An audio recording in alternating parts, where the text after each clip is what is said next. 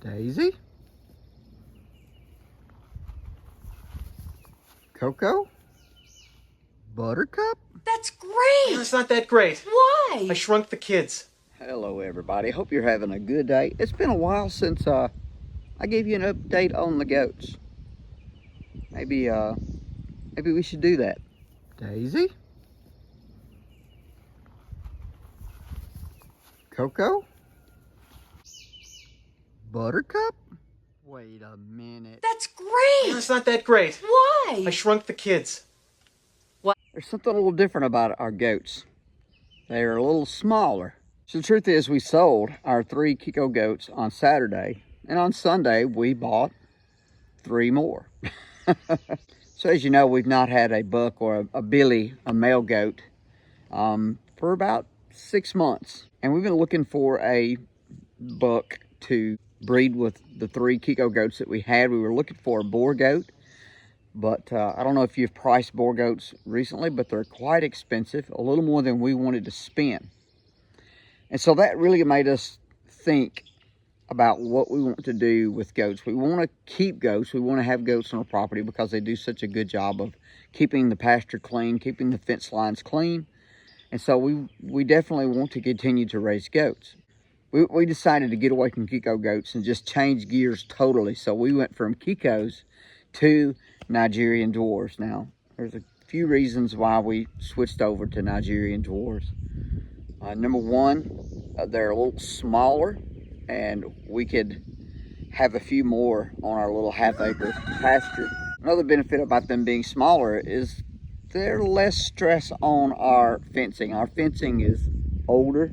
It was originally designed to hold pigs, and so we used just a really inexpensive woven wire fence with the strand of electric at the bottom, which worked great for pigs, but not so great for goats, because our goats get they'll stick their heads through the opening because the openings are larger, and they'll stick their heads through and get their horns hung, and also they'll climb up, they'll put their front legs on top of the fence and trying to reach up and get the brows just above their head. And so it's been really hard on our fence. We've been having issues with maintaining our fence and keeping our goats in. We did have our goats get out on several occasions.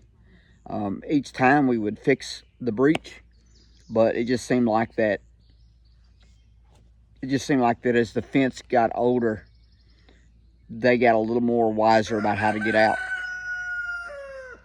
So we made the switch to Nigerians because of their size. Second reason we decided to switch to Nigerians is because the Nigerian dwarf is actually a dairy goat breed, where the Kiko was a meat goat. This is actually a dairy breed. Don't know if we will ever milk these goats. I'd like to try, but the option's there if we decide to do that. Another reason that we decided to switch over to raising Nigerians is that there's a big demand for them. A lot of people are looking for them to raise them because of their size. And so we wanted to get some purebred Nigerian dwarfs to breed and sell. We did have a little problem selling our last batch of kids that we had from 2024. They didn't sell for quite what we would like for them to have sold for. Nigerian dwarfs, there's a lot of demand for them. Another reason that we decided to switch to Nigerian goats, and let's just be honest, they're cute. We visited a farm that had Nigerian dwarfs, and we kind of fell in love with them. They're adorable. So we picked these up on Sunday from 2 separate farms. We had 2 females that we picked up from one farm, and then a male buckling that we picked up from another farm.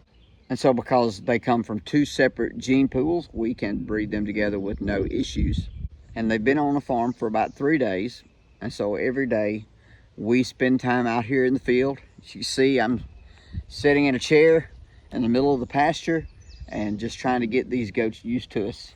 I've got a little bucket of feed right here, and it's just sitting down here between my feet and just chilling out, letting the goats come around and get used to us. One of the things that we regretted about our Kiko goats is that we didn't spend more time getting them acclimated to us They never were really easy to handle. We can always go up to them while they're eating and pet them. But as far as walking out here to the pen and then just gathering around you, unless you've got a bucket of food, it just didn't happen. So that we want to change that. We want to get these animals adjusted to us and able to come around us, and for us to be able to come out here and walk up to them and pet them without them getting a little bit skittish. And so to do that requires a lot of patience. And that's why I'm out here in the middle of the pasture, sitting in a chair with a bucket of goat feed. And they're nowhere near where I am. I'm going to show you where they're at. Way over there is our buckling.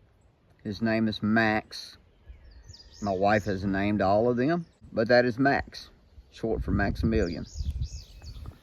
And then over here, about as far away as you can get from me, this is coming here now. This is Molly. She is a caramel color doe.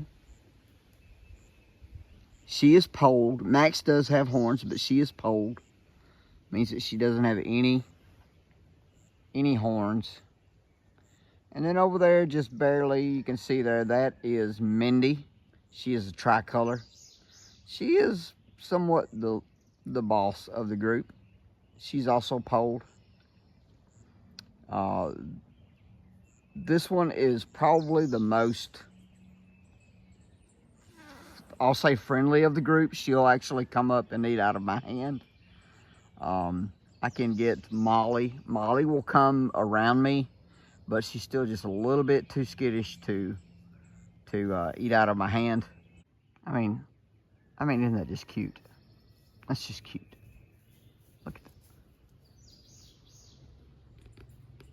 You wanna come over here and eat something out of my bucket, little man? There you go. There you go.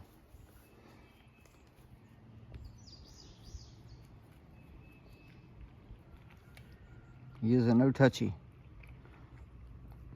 I can touch the bucket, and I just try to be as patient as I can. He does not like to be told. I actually touched him. So it just takes a lot of patience, guys. Being calm. Just spending time out here, letting them get used to me. Oh, yep. I'm sorry, I touched you.